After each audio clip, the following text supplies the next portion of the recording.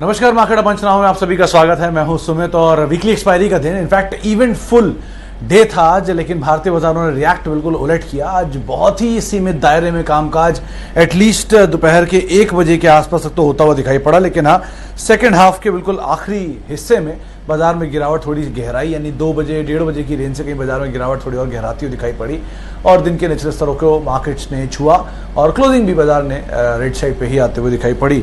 थोड़ा cell of European market से आया, थोड़ा मार्केट्स डाउ फ्यूचर्स दबाव में थे तो उसका भी एक इम्पैक्ट देखने को मिला और निफ्टी करीब 15,700 के नीचे भी एक समय पर फिसलता हुआ दिखाई पड़ा। जहां सुबह 16,000 की बातचीत हो रही थी, वहां 15,700 के नीचे मार्केट्स पहुंचते हुए दिखाई पड़े। एडवांस डिक्लाइन के रेशियो के लिहाज से 1:2 यानी कि 2 शेयर बिकवाली में, 1 शेयर में आज तेजी देखने को मिली। थोड़ी सी प्रॉफिट बुकिंग आज मेटल, बीएफएसआई, फार्मा स्पेस में थी। Realty, oil and gas space के अंदर भी कुछ हद तक प्रेशर आता हुआ दिखाई पड़ा। खरीदारी थी आज थोड़ी बहुत सेलेक्टिव छोटे पॉकेट्स में, जैसे फर्टिलाइजर, रेलवेज, ये खरीदारी में कामकाज कर रहे थे। छोटे मोटे शेयर, चीनी शेयरों में खरीदारी थी। आईटी शेयरों में सेलेक्टिव कुछ स्टॉक थे, वहां खरीदारी थी।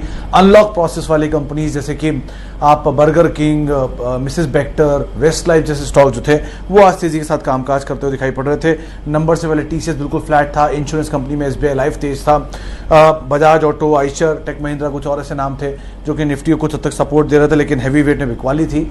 टाटा मोटर्स आज फिर दबाव के साथ कामकाज करता हुआ दिखाई पड़ रहा था। थोड़ी बहुत बाइंग आज कोफोर्ज और आईजीएल के अंदर भी देखने को मिली। आईजीएल में जो खबर थी उसका एक इम्पैक्ट था, कोफोर्ज नंबर से ठीक पहले आईटी स्पेस में कोफोर्ज और एलएनटी टेक के अंदर कुछ खरीदारी देखने को मिली। तो ओवरऑल मूड माहौल अभी भी जो अंडरलाइंग है मार्केट्स का वो तेजी की तरफ ही दिखाई पड़ रहा है, लेकिन आज के सत्र के लिए एटलीस्ट वीकली एक्सपायरी है तो ये मान के चले कि थोड़ा बहुत आज प्रेशर जरूर मार्केट के अंदर बनता हुआ दिखाई पड़ा।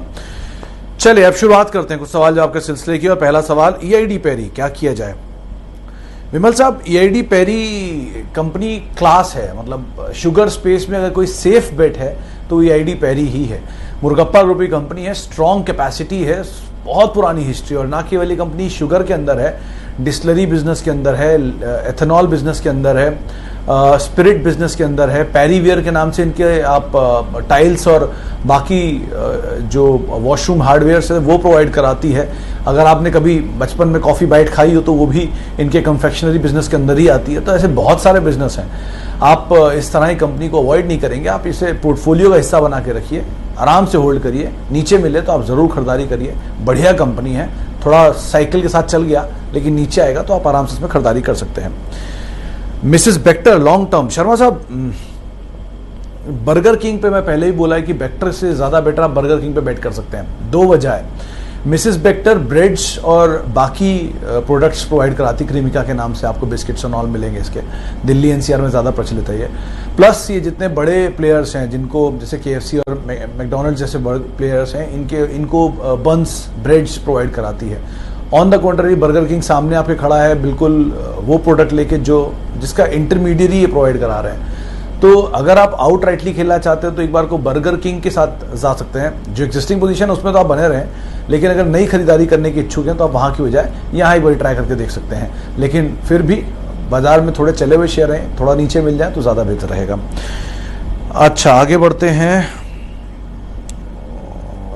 मिसेस बेक्टर बात कर ली। आइशर मोटर, सर आइशर आज तो थोड़ा प्रेशर में रहा सबीर साहब, लेकिन ये बहुत भागा हुआ शेयर अगर आपने गौर से देखा हो तो, लेकिन फिर भी उसके बावजूद भी ये कंपनी के फंडामेंटल के हिसाब से वैल्यूएशन सस्ते हैं, डिस्पाइट ये शेयर थोड़ा चला है। एनीवेज, हैविंग सेड दैट, आप ज़रूर आइशर में बने रहिए, कोई प्रॉब्लम एज सच नहीं है स्टॉक के अंदर। जिस सेगमेंट को ये केटर करते हैं वहाँ पर थोड़ा बहुत इम्पैक्ट लॉकडाउन का भले रहे होगा डोमेस्टिक फ्रंट पर, लेकिन इंटरनेशनल मार्केट्स को भी केटर करते हो तो वहाँ से सेट ऑफ कर लेंगे। इस क्वार्टर के नंबर पर शायद इतना इम्पैक्ट बाकी ऑटो कंपनी से कंपैरिजन में ना आता हुआ दिखाई पड़े। आप बने रहिए, वैसे कंपनी ठीक है, बस चाल के ऊपर नज़र रखिएगा, थोड़ा महंगा हो तो अवॉइड, लेकिन अगर नीचे मिल जाए तो बहुत ही अच्छी बात है।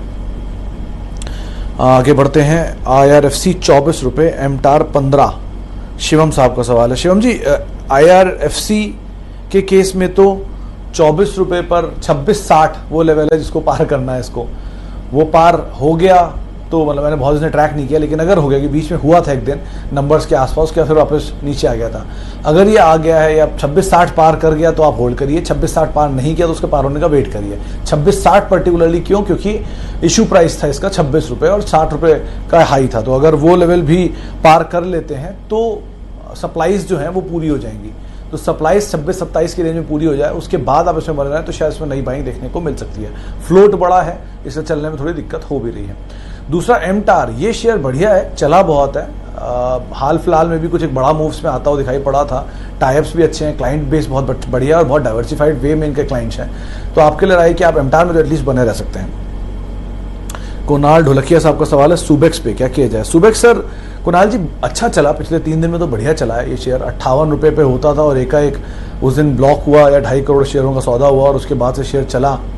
और पहले दिन तेजी, दूसरे दिन तेजी, 74 रुपये इसका टारगेट आ रहा था। आज फिर वो लेवल इसने छुआ, 74-40 का हाई था शायद आज, लेकिन फिर नीचे आ गया। तो 74-40 या 74 की रेंज के ऊपर या 75 मान लेते होना सेफर साइड, अगर ये पार करता है तो और बड़ी तेजी देखने को मिलेगी 85 तक, 90 तक।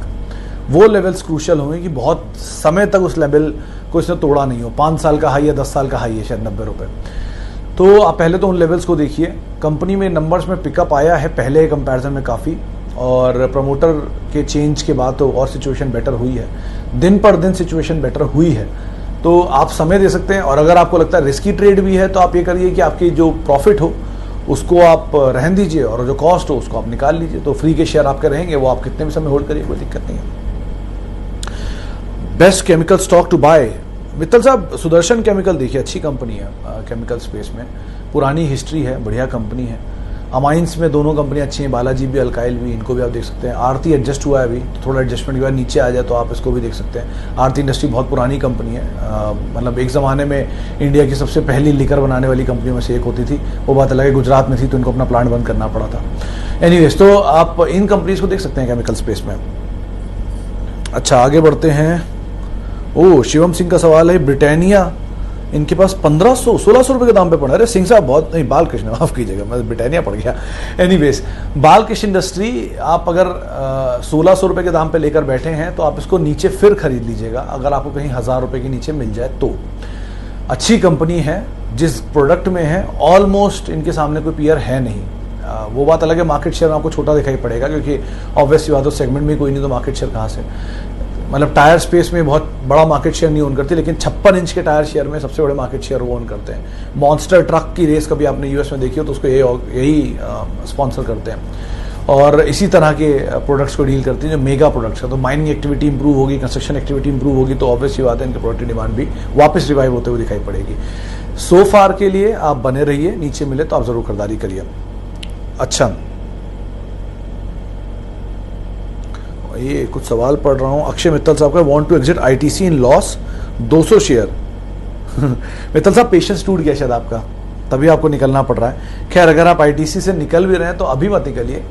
आईटीसी सेफ बेट भी है। अगर आप ऐसे समझते हैं कि ये शेयर चलता नहीं है तो आप ये भी समझ लीजिए कि ये गिरता भी नहीं है। तो जब बाजार टूटेगा तब भी ये शेयर वहीं फर्म रहेगा, बहुत ज़्यादा टूटेगा नहीं।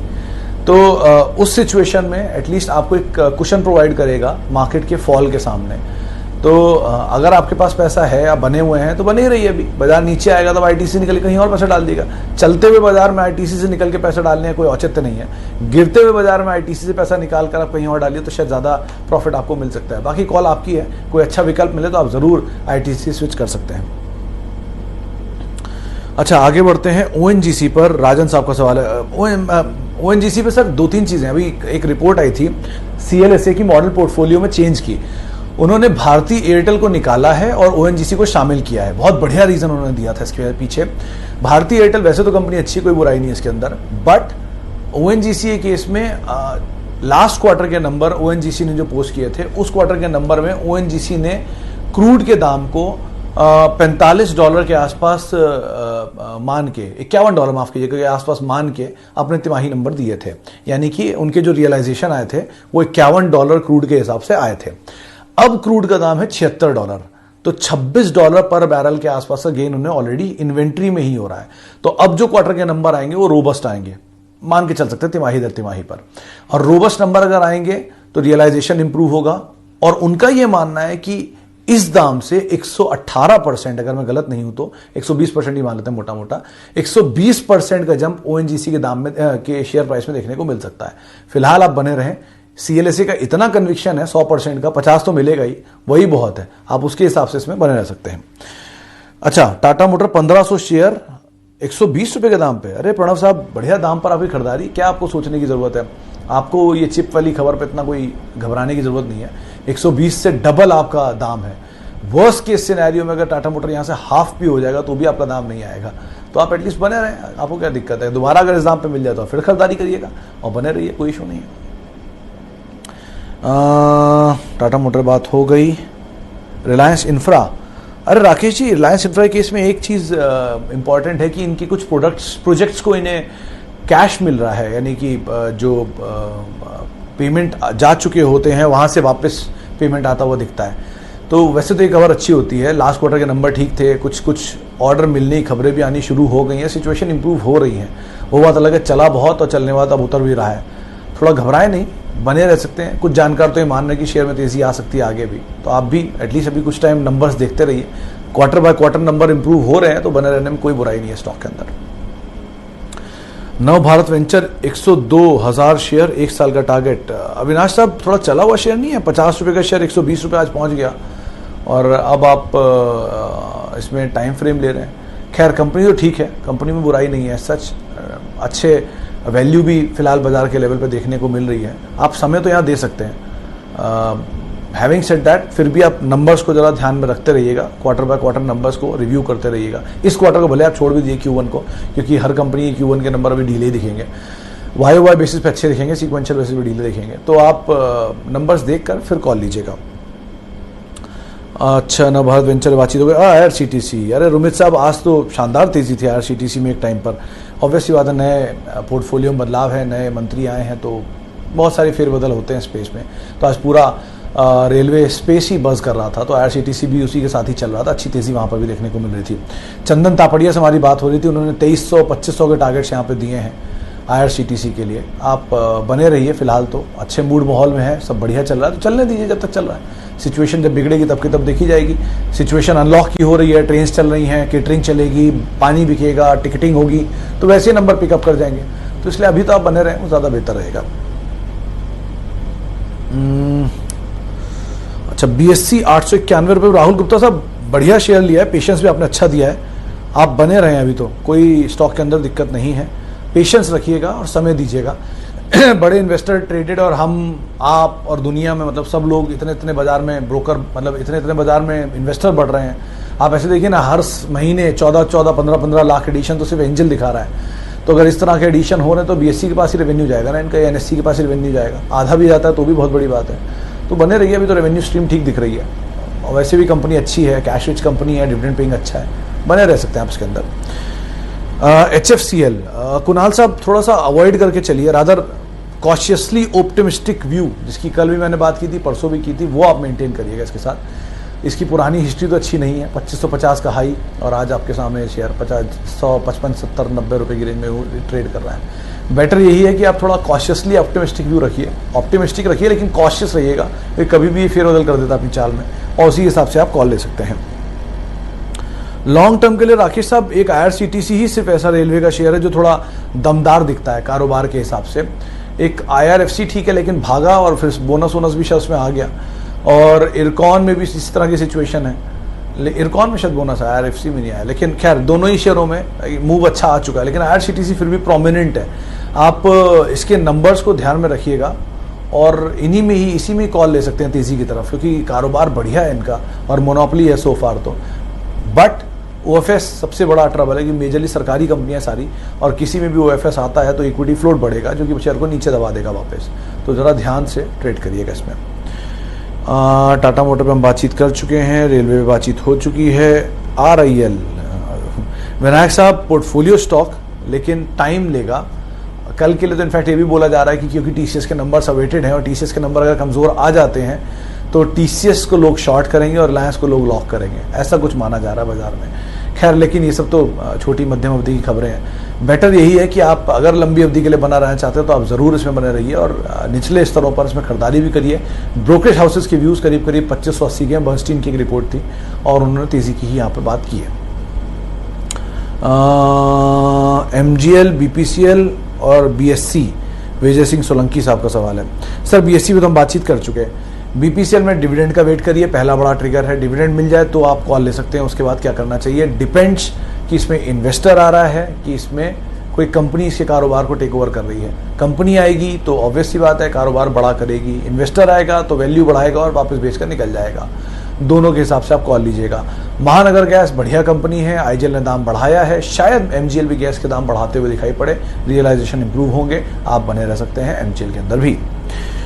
अच्छा, आगे बढ़ते हैं। और सिम्फनी, ये सवाल है शरद मिश्रा साहब का। मिश्रा साहब, बिजनेस तो इनका बढ़िया और ये सीजन भी है, गर्मी का सीजन भी बढ़िया है, और ये केवल कूलर एंड ऑल में है, बल्कि ये हैवी प्रोडक्ट्स को भी प्रोवाइड कराते हैं जो कि मशीनरी फैक्ट्रीज एंड ऑल में इस्तेमाल होते हैं कूलिंग सॉल्यूशंस को लेकर। तो कंपनी ठीक है, कारोबार अच्छा है, लेकिन पुरानी हिस्ट्री का भी चेक करिएगा, बहुत ज़्यादा भागा चला हुआ शेयर है, तो थोड़ा सा अगर कूल ऑफ हो भी रहा है तो ऐसी कोई दिक्कत नहीं। इस कारोबार में अगर आप जाना चाहते हो तो वर्लपूल पे पहला फोकस रखिए। हिताची एक और नाम है जिसके ऊपर आप ध्यान दे सकते हैं, ये दो बहुत बढ़िया कंपनी है। वोल्टास, इसको भी आप प्रोमिनेंटली देख सकते हैं। CESC, सर इसमें बोनस आया होगा आपको साहू साहब, अगर मैं गलत नहीं हूँ, या स्प्लिट, सॉरी 15 शेयर है, स्प्लिट के पहले की आपकी भाव लग रही है, एक बार अपना स्प्लिट का भाव चेक कर लीजिए। एडजस्टमेंट है इसमें, एडजस्टमेंट के बाद आपके कुछ और शेयरों के दाम होंगे, तो आप एक बार पहले उसे चेक कर लीजिए, फिर उसके बाद हम आपसे आराम से बात करेंगे। अच्छा, भारती 5000 शेयर होंगे 550 रुपये के दाम पे।